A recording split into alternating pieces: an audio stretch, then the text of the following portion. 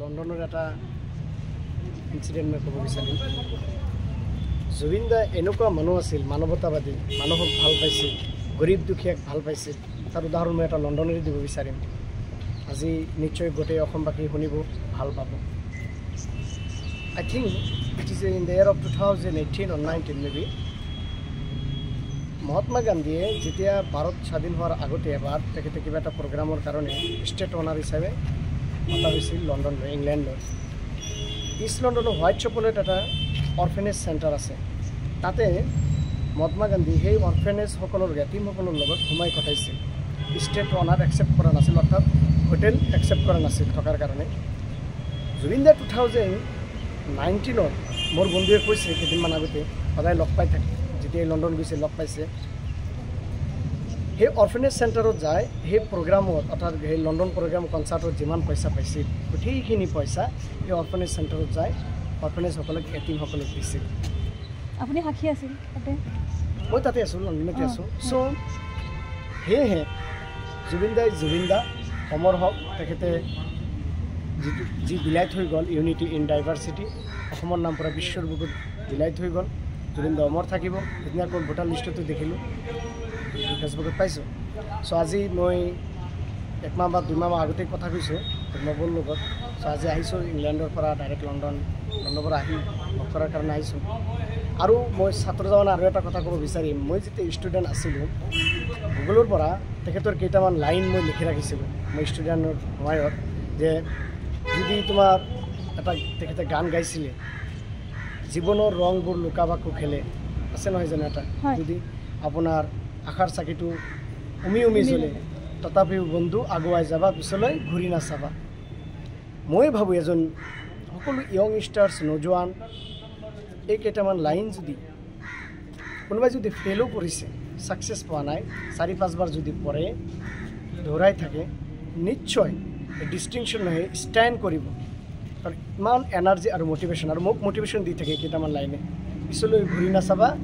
সদায় আগুৱাই যাই থাকিবা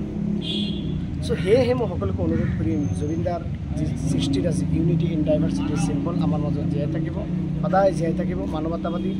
গৰীব কমজোৰ মজদুৰ মুছলিমসকলক সদায় সহায় সহযোগিতা কৰিছে তাৰ নিশ্চয় উদাহৰণ মই লণ্ডনেই দিছোঁ অসমতো আছেই পোৱা নাই মোৰ ফ্ৰেণ্ড চাৰ্কেলসকল যিসকলে পাইছিল সদায় এক্সপিৰিয়েঞ্চ শ্বেয়াৰ কৰিলে কেইদিনমান আগতে আমি মিটিঙো কৰিছোঁ প্ৰায় 10-12 জন মিলি অৰ্থাৎ জুবিন দা যেবাৰেই লণ্ডনত গৈছে তেতিয়াই লগ পাইছে পিকাডিলি চাৰ্কেলত হোৱাইট চপলত বা সিফালে গ'লে সদায় লগ পাইছে ইমান ধুনীয়া মানুহ আছিলে কোনো অহংকাৰ নাছিলে এৰগেঞ্চ নাছিল সকলো লগতে মিলিছে চেলফি তুলিছে এনজয় কৰিছে so' that is the unique personality not only in Assam but also' in all over India in all over the world Zubeen da we all known as humming king of the world হয় না নহয়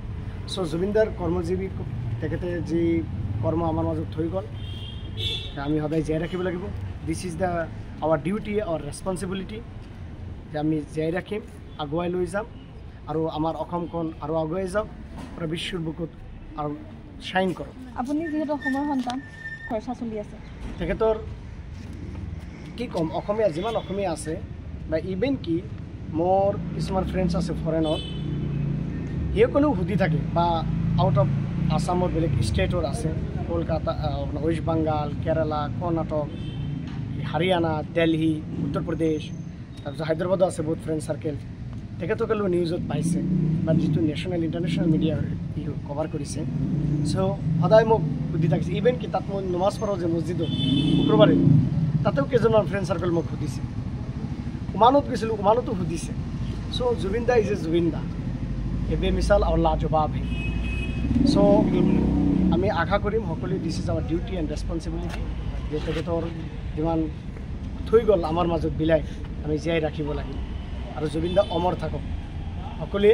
আমি জুবিন দাক আশীৰ্বাদ কৰিছোঁ তেখেতে অমৰ থাকক তেখেতে যি কৰ্মজীৱী আমি সদায় জীয়াই ৰাখিম শিক্ষিত যুৱক যুৱতী যিসকলে বিজনেছ কৰি আছোঁ লেখা পঢ়া কৰি আছোঁ যিয়ে গভৰ্ণমেণ্ট ছাৰ্ভিচ কৰি যিয়ে য'ত নাথাকোঁ কিয়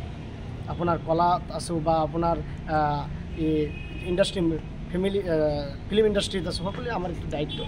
জুবিন দাৰ কৰ্মজীৱী তেখেতৰ যি ইউনিটি ইন ডাইভাৰ্চিটি সকলোকে মিলি জুলি আগুৱাই লৈ যোৱাৰ যিটো সপোন আৰু ড্ৰিম এইটো আমি আগুৱাই লৈ যাব লাগিব thank you very much media person যিকোনো খবৰৰ বাবে যোগাযোগ কৰক 7099017330 লগতে 7099017110 নম্বৰত